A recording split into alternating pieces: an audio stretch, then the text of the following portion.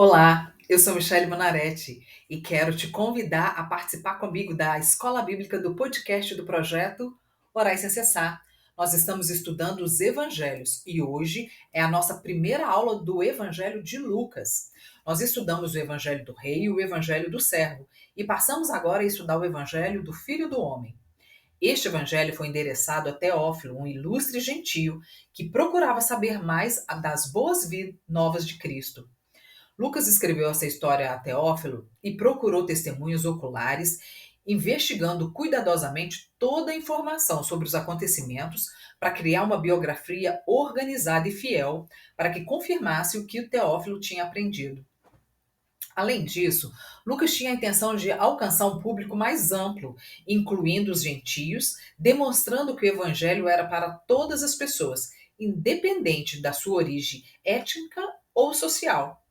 O autor explica os costumes e maneiras judaicas. A genealogia recua até Adão. Palavras gentias são usadas em vez de palavras judaicas, como, por exemplo, mestre e não rabino, advogado e não escriba. Isso nos faz entender que Lucas não está dirigindo ao povo de Israel, mas aos gentios, em geral ou especificamente aos gregos. O estilo de Lucas é elegante e seu vocabulário rico. A escolha de Lucas por um estilo de escrita erudito, utilizando elementos da historiografia helenística, reflete sua intenção de se comunicar eficazmente com um público educado, familiarizado com as convenções literárias greco-romanas. A historiografia helenística refere-se ao estudo e à escrita da história durante o período helenístico, que se estendeu do século IV a.C. até o século I depois de Cristo. A historiografia helenística é marcada por uma abordagem mais crítica e analítica dos eventos históricos, em contraste com as narrativas mais mitológicas e lendárias dos períodos anteriores. Há 250 palavras no Evangelho de Lucas que não são encontradas nos outros livros do Novo Testamento. A sua organização é cronológica, não inteiramente, começando principalmente com os acontecimentos preparatórios para a vinda de Cristo e a sua ascensão ao Pai. Na sua narrativa, há 5 poemas ou hinos. Fala do Cântico de Maria, o Cântico de Zacarias, o Cântico dos Anjos, o Cântico de Simeão e o Cântico de Isabel, mãe de João Batista. Há ainda, na sua narrativa, 20 milagres e 586 versículos que recordam as palavras de Jesus. Também 11 parábolas que são exclusivas do livro de Lucas, como a parábola dos 2 devedores, a parábola do bom samaritano, do amigo importunador, do rico insensato, a figueira estéril, a moeda de prata perdida, o filho pródigo, o administrador injusto, o rico e o Lázaro, o juízo injusto e o fariseu e o cobrador de impostos. Nós vamos ver um pouco sobre o resumo biográfico do livro, propósito do evangelho, tema do evangelho e a estrutura do livro. O propósito do autor é identificar a pessoa de Cristo com a espécie humana. O evangelho de Lucas destaca a exaltação dos humildes e a humilhação dos orgulhosos. Jesus, que nasceu de forma humilde, numa manjedoura e viveu como um carpinteiro, é exaltado por Deus, enquanto os poderosos e orgulhosos são humilhados. Ainda que o livro de Lucas, entre os sinóticos, não seja o mais extenso, é, todavia, aquele que contém o maior número de detalhes sobre a vida de Cristo, terrestre, a vida terrestre. Sinótico é um termo que se refere a um resumo breve que contém as principais ideias de um texto. Os evangelhos sinóticos são os evangelhos de Mateus, Marcos e Lucas, assim referidos por conterem uma grande quantidade de histórias em comum, narradas na mesma sequência e às vezes com as mesmas frases. Lucas é particularmente o evangelho de esperança, amor, simpatia e fé. Esses sentimentos são especialmente exemplificados e mencionados no evangelho pelas palavras de Jesus na cruz. Bem, o resumo biográfico dele, o terceiro evangelho, como a gente está estudando, é o evangelho de Lucas. Lucas era um médico, um homem educado e culto. A tradição nos diz que ele era de Antioquia da Síria, um gentio. Acompanhou Paulo em suas viagens missionárias e permaneceu com o apóstolo, mesmo quando muitos tinha abandonado Paulo. Isso a gente pode conferir no livro de 1 Timóteo, no capítulo 1 e no capítulo 4. Lucas não foi um apóstolo e provavelmente era um gentio, alguém que não era judeu, convertido pela pregação dos primeiros discípulos de Jesus. O Evangelho de Lucas foi escrito por volta do ano 70, com o intuito de alcançar pagãos convertidos ao cristianismo.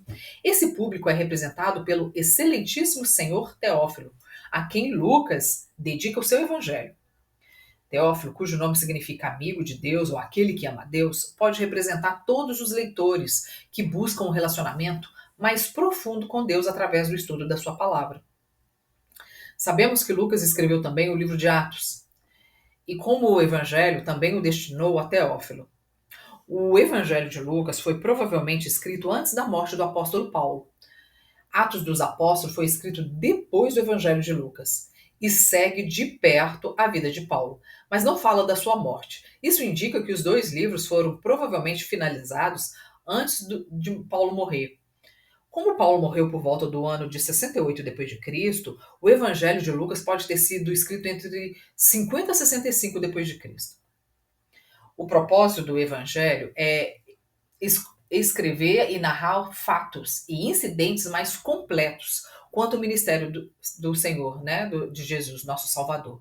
Dizem que Lucas, durante um período de 2 anos, entrevistou várias testemunhas de Cristo e que suas obras e das obras na Palestina antes de escrever o Evangelho. Ele mesmo coloca isso no livro, falando assim: eu mesmo investiguei tudo cuidadosamente, desde o começo, e decidi escrever-te um relato ordenado, ó excelentíssimo Teófilo, para que tenhas a certeza das coisas que te foram ensinadas.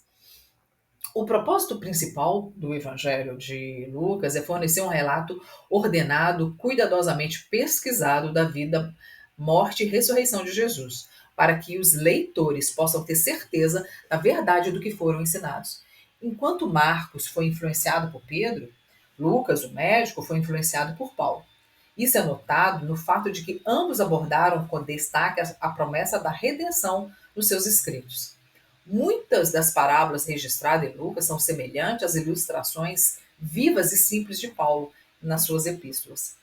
As referências a Cristo no Evangelho de Lucas correspondem quase que exatamente às de Paulo. Podemos então perceber quanta influência o apóstolo exerceu sobre a vida de Lucas. Já o tema do Evangelho, Lucas escreveu para os gentios, apresentando Cristo como Filho do Homem. Ele apresenta como aquele que veio do céu, nascido de uma virgem, a fim de buscar e resgatar os pecadores. Além disso, o Evangelho de Lucas é conhecido por sua abordagem inclusiva da salvação, destacando o amor e a misericórdia de Deus por todas as pessoas, independentemente de sua origem ou estado da sociedade. No capítulo 19 do Evangelho de Lucas está escrito: porque o Filho do Homem veio buscar e salvar o perdido. Lucas apresenta Cristo como Salvador universal de todos os pecadores. Ao longo do livro, Lucas enfatiza a importância da oração, o papel do Espírito Santo e a compaixão de Jesus para com os pobres, os pecadores e os marginalizados na sociedade. Quando aprofundamos no estudo do Evangelho de Lucas, percebemos alguns temas recorrentes que são essenciais para compreender a mensagem central do livro.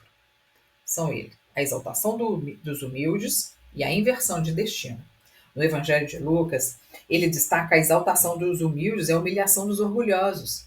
Essa inversão de papéis é um tema-chave no Evangelho de Lucas e reflete a visão de Deus sobre a justiça e misericórdia. Outro tema importante no Evangelho de Lucas é a inversão do destino. Aqueles que são humildes e pobres neste mundo serão exaltados no reino de Deus, enquanto os ricos e poderosos serão rebaixados no reino de Deus. Bem, eu ainda coloquei a estrutura do livro, a introdução.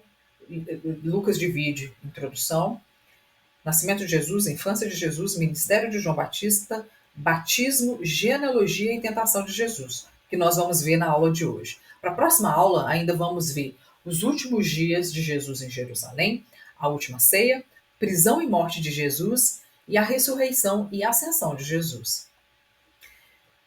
Eu já dei uma introduzida no livro, vou terminar agora para a gente passar para o nascimento de Jesus. Lucas, como eu falei, é um evangelho que destaca fatos. Podemos notar já no primeiro capítulo há acontecimentos e eventos que não são registrados nos outros evangelhos. O evangelho de Lucas é interessante porque tem algumas informações exclusivas sobre a vida de Jesus, como a visita de anjos aos pastores e a sua visita ao templo com 12 anos. E parábolas muito conhecidas, como a parábola do bom samaritano e a do filho pródigo. Os detalhes são mostrados nesse livro. Podemos até dizer que no terceiro evangelho, a história da vida de Cristo nos parece um pouco mais completa do que nos outros. Depois, Lucas destaca o nascimento de Jesus no segundo capítulo. Ele informa a razão da viagem de José e Maria a Belém. Segundo ele, era necessário que ambos fossem a Belém, não somente para cumprir o decreto de César Augusto, mas também para que se cumprisse a profecia de Miqueias, que era também plano de Deus, o Pai. Depois Jesus nasceu em Belém, a uns 10 quilômetros ao sul de Jerusalém, a mesma cidade onde nasceu Davi há mais ou menos um milênio atrás. Depois Lucas destaca a infância de Jesus. Segundo o ritual da lei de Moisés, Jesus foi circuncidado após 8 dias de nascido. E após 33 dias depois da circuncisão, Jesus foi levado por seus pais para ser apresentado ao Senhor no templo. Como bons cumpridores das leis, José e Maria cumpriam seus deveres quanto ao costume da sua religião. Conforme o Evangelho de Lucas, Jesus cresceu em Nazaré. Era uma vila de fazendeiros, comerciantes e simples artesãos. Quando Jesus tinha 12 anos, ele, junto com seus pais e irmãos, foi a Jerusalém pela primeira vez a fim de festejarem a festa de Páscoa. Foi nessa ocasião que Jesus confundiu os doutores do templo, respondendo às difíceis perguntas que eles fizeram a ele. E ele também os deixou mudo diante de perguntas que ele os fez. Jesus se mostrou submisso não apenas a Deus, o Pai, mas também a seus pais terrestres. Desta forma, ele crescia em sabedoria, estatura e graça. Sobre os 18 anos seguintes, nada sabemos. Lucas prossegue a sua narração da vida de Cristo no momento em que João Batista, o seu precursor, o anuncia e o batiza. Jesus já tinha então uns 30 anos de idade. Os evangelhos mostram acerca do nascimento de Jesus, alguns fatos relacionados com a sua infância e os 3 últimos anos da sua vida terrestre. Nada de substancial ficou registrado relacionado aos outros anos da vida de Jesus. Depois, Lucas fala do ministério de João Batista. Em Lucas, no capítulo 3, ele diz que João Batista começou a pregar no deserto no 15º ano do reinado de Tibério César, quando Pôncio Pilatos era governador da Judéia, Herodes, tetrarca da Galileia, e Anás e Caifás exerciam o sumo sacerdócio. Segundo os estudiosos, esse período equivale mais ou menos ao ano de 26 depois que Jesus nasceu.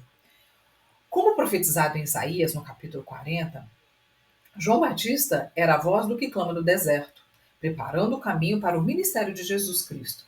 Segundo o livro de Lucas, ele escreve no capítulo 3.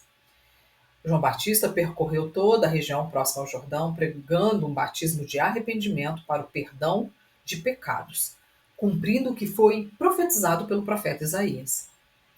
Logo depois, Lucas fala do batismo, genealogia e a tentação de Jesus no deserto. No capítulo 3, acontece o batismo de Jesus. Está escrito assim: E aconteceu que, como todo o povo se batizava, sendo batizado também Jesus, orando ele, o céu se abriu. E o Espírito Santo desceu sobre ele em forma corpórea, como uma pomba, e ouviu-se uma voz do céu que dizia: Tu és meu filho amado, em ti me tenho comprazido. No versículo 23 do capítulo 3, nos é apresentado a genealogia de Jesus através da linhagem de José, seu pai. Lucas registra no capítulo 4 que Jesus foi tentado por Satanás pelo período de 40 dias durante o seu jejum no deserto. A Bíblia pouco fala do que aconteceu no deserto, a não ser a tentação de Cristo e que ele não comeu nada durante aqueles dias e que ao fim dos 40 dias ele teve fome. Segundo a palavra de Cristo, segundo a palavra o livro de Lucas, Cristo foi tentado em tudo, em suas 3 esferas do corpo, da alma e do espírito. Na primeira tentação, Jesus foi confrontado na esfera do corpo, em sua necessidade física ou fisiológica. O diabo lhe disse: Se tu és filho de Deus, diz a essa pedra que se transforma em pão, porque ele estava com fome. Assim também ocorre conosco. A primeira tentação que um servo de Deus, um servo do Senhor, precisa passar é o da necessidade física ou fisiológica. O confronto de que Deus é a nossa provisão. É estar desempregado e esperar em Deus um socorro. É não ter um salário que supra as necessidades do mês e acreditar que Deus trará o suprimento. É estar com as prateleiras da casa sem alimento para os seus filhos e acreditar que Deus vai levantar alguém para te socorrer. Essa também foi a primeira provação que o povo de Deus sofreu depois que saiu do Egito. Está escrito no livro de Êxodo, no capítulo 16, o povo reclamando, dizendo assim: Quem dera que nós morrêssemos por mão do Senhor na terra do Egito, quando estávamos sentados junto às panelas de carne, quando comíamos pão até fartar. Porque nos tendes tirado para esse deserto para matardes de fome a toda essa multidão? Primeiro questionamento que eles fizeram a Moisés. A segunda tentação de Jesus está relacionada à esfera da alma. A oferta que Jesus recebeu foi essa. E o diabo, levando-o a um monte, alto monte, mostrou-lhe no momento de tempo todos os reinos do mundo e disse-lhe o diabo: Dar-te-ei a ti todo esse poder e a sua glória, porque a mim me foi entregue e eu o dou a quem quero. Portanto, se tu me adorares, tudo será teu. Assim também acontece conosco, servos de Deus. Depois que passamos da primeira fase da tentação e logo conseguimos entender que o Senhor Deus é a nossa provisão, que Ele nos abre a porta de um emprego,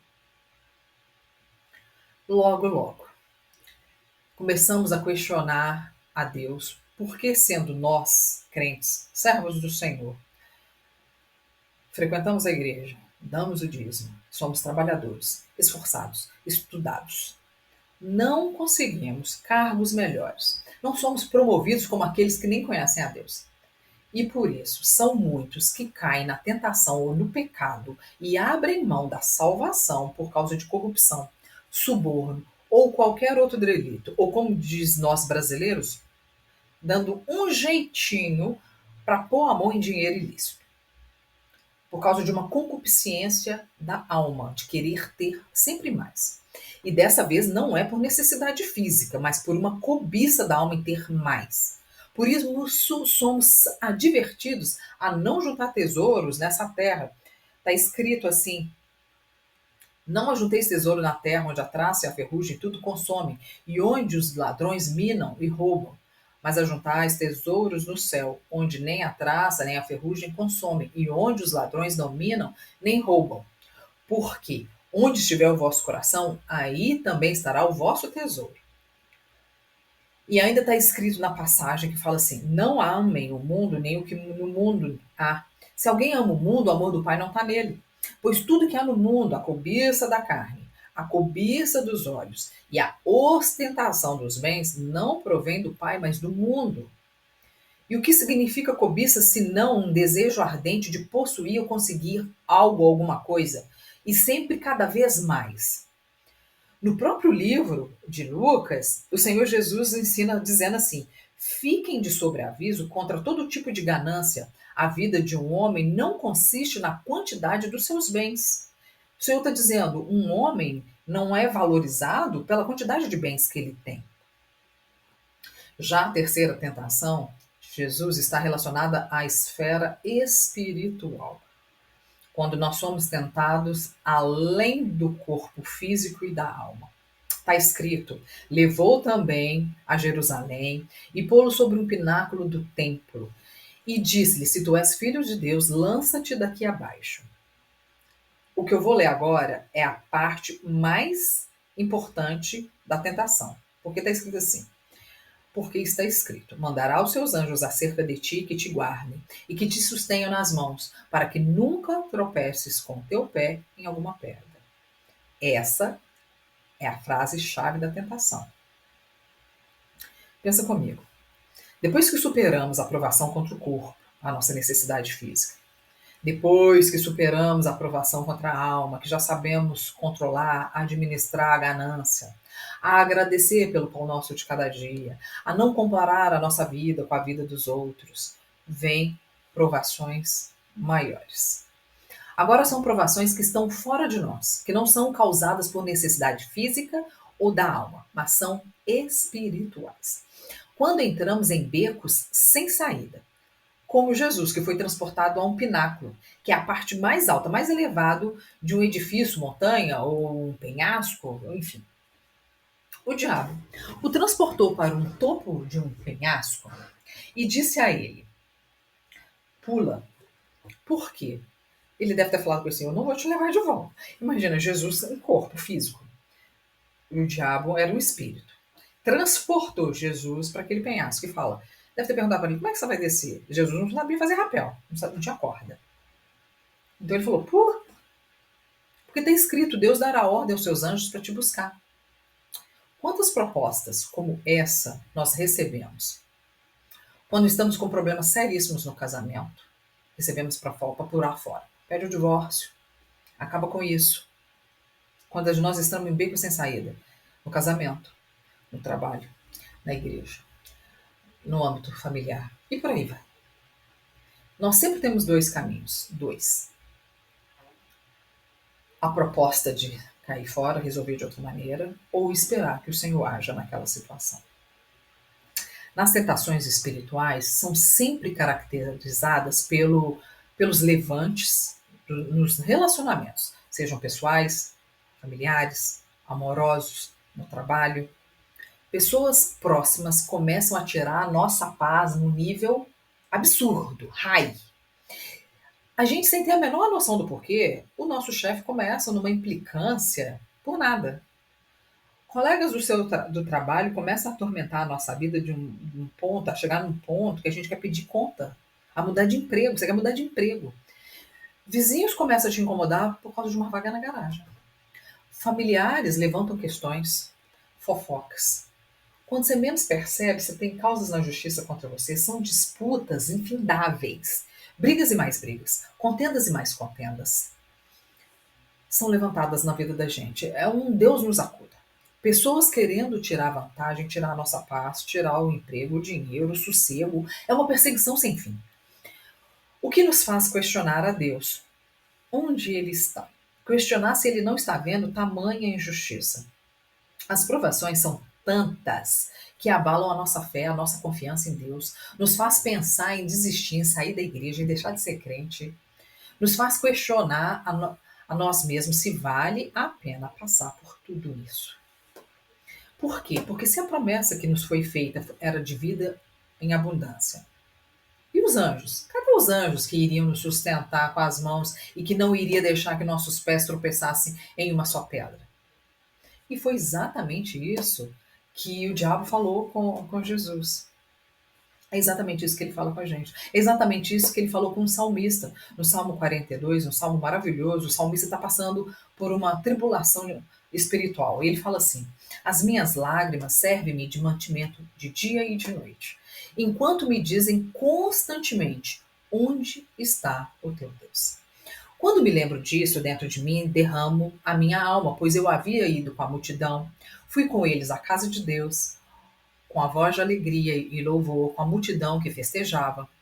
Por que está batido, ó minha alma, e por que te perturbas em mim? Espera em Deus, pois ainda o louvarei pela salvação da sua face. Ó meu Deus, dentro de mim a minha alma está batida. Por isso, lembro-me de ti desde a terra do Jordão e desde os Hermonitas, desde o pequeno monte.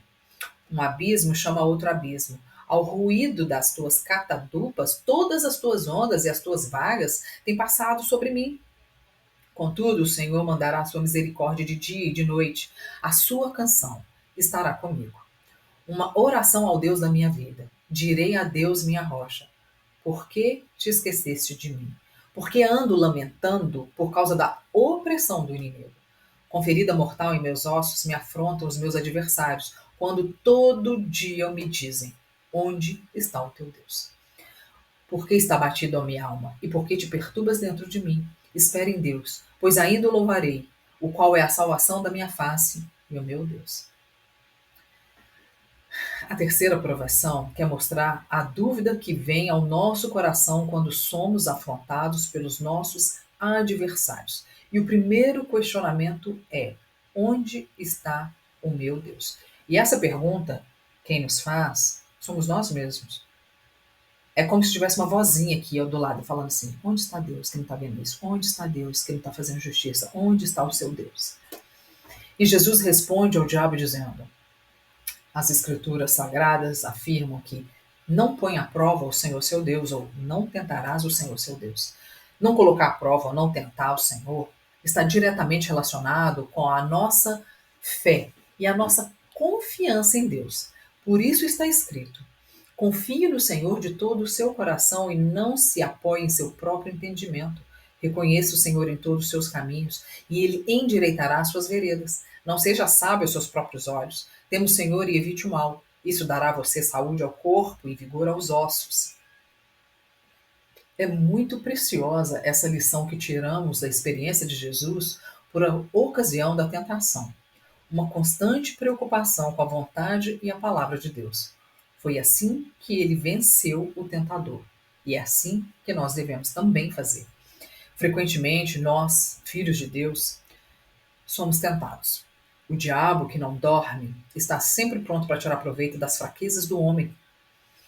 Como está escrita a concupiscência da carne, a concupiscência dos olhos e a soberba da vida. Ele faz seus apelos usando as nossas fragilidades, debilidades, e ele astuciosamente usa as escrituras para nos confundir.